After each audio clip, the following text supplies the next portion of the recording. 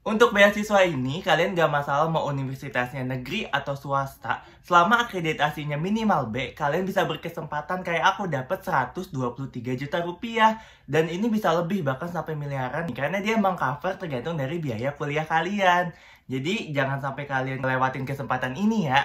Kalau misal kalian penasaran, tonton selengkapnya di videoku, oke? Hai guys, welcome back to my YouTube channel, Eki Darehan. Jadi guys, karena baik banget yang nanyain ke aku, Kak tolong banget step by step dong Kak. Terus ada yang nanya juga, Kak emang itu harus ikut olimpiade terus gimana?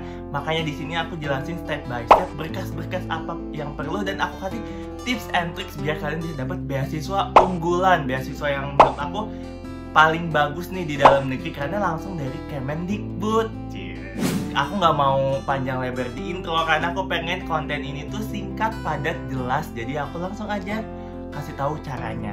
Yang pertama, kalian itu buka websitenya, namanya beasiswaunggulan.kemdikbud.go.id.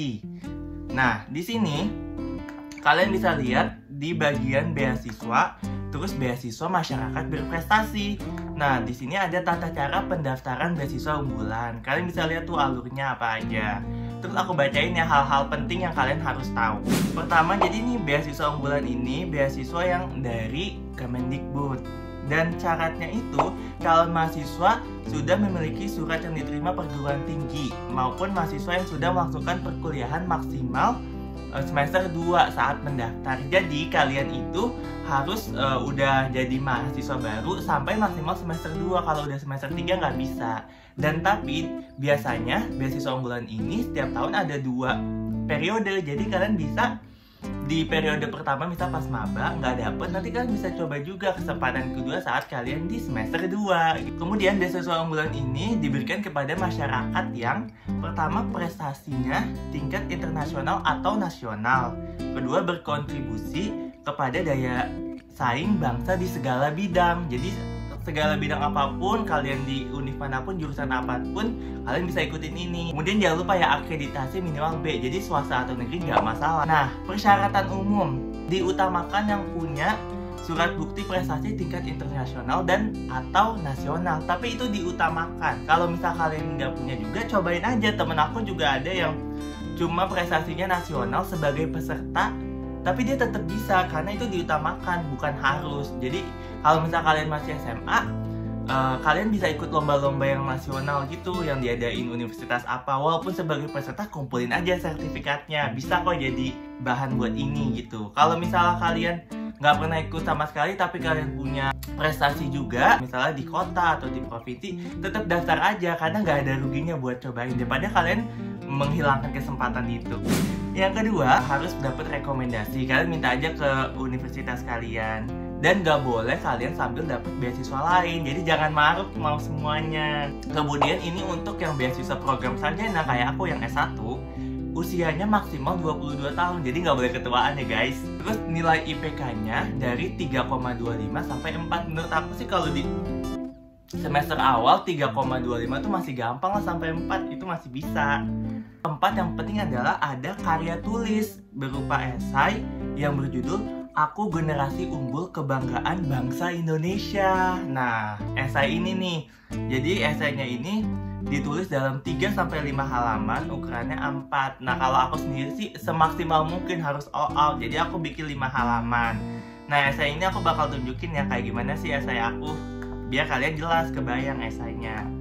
Jadi pertama judulnya dulu, Aku Generasi Unggul Kebanggaan Bangsa Indonesia. Nah, bikin esai yang bagus kalau menurut aku, yang pertama kalian harus pakai referensi. Jadi tonjolkan kalau kalian itu sebagai mahasiswa baru yang bersifat saintifik gitu, bersifat keilmuan, nggak sekedar nulis berdasarkan opini atau pengalaman, tapi ada data eksaknya. Kalau di sini aku cantumin nih, dalam Kamus Besar Bahasa Indonesia dijelaskan bahwa yang dimaksud generasi adalah bla bla bla bla bla. Jadi kita kelihatan kayak punya pride, punya wibawa gitu. Kita ada referensinya gitu. Terus abis itu aku jelasin generasi unggul seperti apa. Kemudian aku jelasin juga keadaan keluarga aku gimana. Aku lahir dari keluarga Jawa, budayanya seperti ini.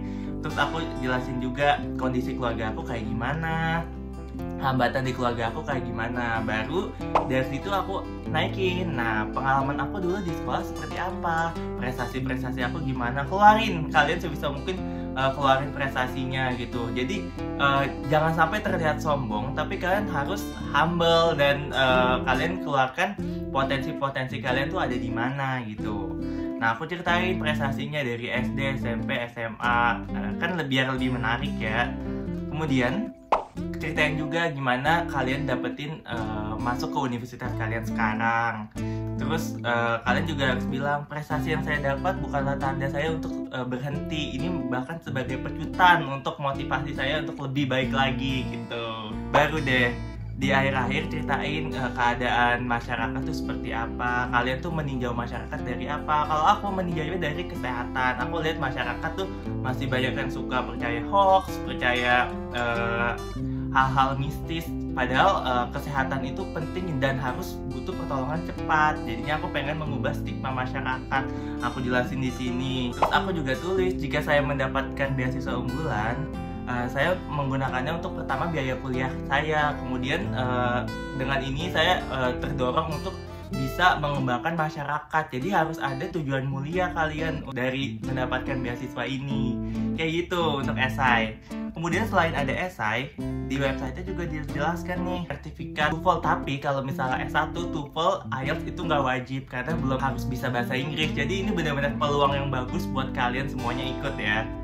Dan nggak kalah ribet juga, itu bikin proposal rencana studi. Aku jelasin ya proposal aku kayak gimana. Proposal rencana studi aku itu tuh ya kita tulis dulu judulnya proposal rencana studi beasiswa unggulan tahun berapa.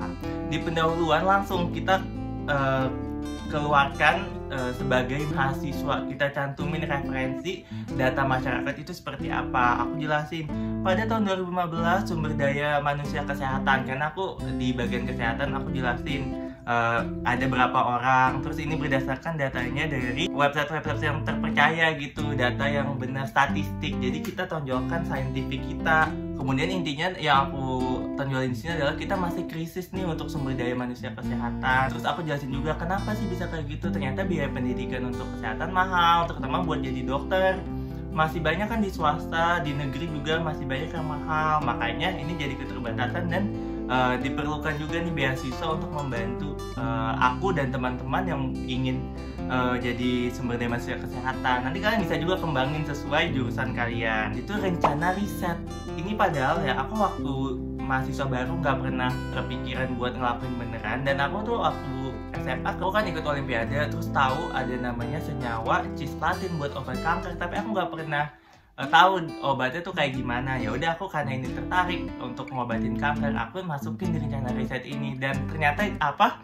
Aku pas kuliah dan baru kemarin sidang skripsi, judulnya tuh persis aku dapat yang cisplatin. Padahal aku nggak memaksakan itu, tapi bener-bener bisa aja tuh pas banget. Terus jangan lupa estimasi biaya pendidikan, biaya buku berapa, terus biaya riset itu kan perlu biaya, terus biaya operasional pendidikan berkeadilan gitu. Terus aja berapa nih, aku tulis totalin semuanya sampai biaya pendidikannya itu ada 72 juta dan biaya operasional itu ada 80 juta gitu. Udah deh sampai situ dikirim, kalian jangan lupa sebelumnya login ya dan daftar di website yang tadi. Terus nanti tungguin seleksinya. Kalau misal kalian lolos, nanti kalian ke sesi wawancara ini. Sebenarnya ini sering-sering latihan aja dan hoki-hokian. Kalau misalnya kadang yang kelihatannya galak tapi malah ngelulusin, yang kelihatannya baik malah nggak ngelulusin. Jadi pokoknya kalian sering-sering aja latihan untuk wawancara, kasih tahu keunggulan kalian apa, latar belakang keluarga kalian gimana, sebutuh apakah kalian dengan beasiswa ini, terus kalian kontribusi ke bangsanya apa. Aku bilang aku ingin membantu masyarakat pesisir gitu, masyarakat di pinggiran, makanya aku ngelakuin itu. Intinya kayak gitu aja sih. Dan Naka ini dia ada 2 batch. Misalnya yang pertama gagal, kalian bisa ikut di semester depannya. Jadi setahun ada 2 kali gitu. Terakhir, pokoknya percaya diri aja, tunjolin semua prestasi kalian yang ada, kasih tahu juga kalian tuh visinya apa untuk nanti ngebangun bangsa Indonesia gitu. Kalau bisa kalian kembali ke Indonesia. Jangan sampai udah dapat beasiswa dari Indonesia nanti kalian ke luar negeri dan tinggalin Indonesia. Jangan sampai kalian jadi generasi yang kayak gitu ya. Kita bangun Indonesia untuk lebih maju. Oke? Sekian dulu vlog kali ini. Makasih udah dengerin sampai habis. Jangan lupa kalau misalnya kalian ada pertanyaan bisa langsung komen aja. Kalau suka boleh like. Aku sih ngarepin like ya, biar kalau misalnya like nanti video aku makin kesebar ke orang banyak. Jangan lupa share juga untuk bantuin teman-teman kalian juga. Dan subscribe, tekan loncengnya biar kalau aku upload kalian tahu aku udah upload. Oke? Sekian dulu. Terima kasih. Assalamualaikum. Bye-bye.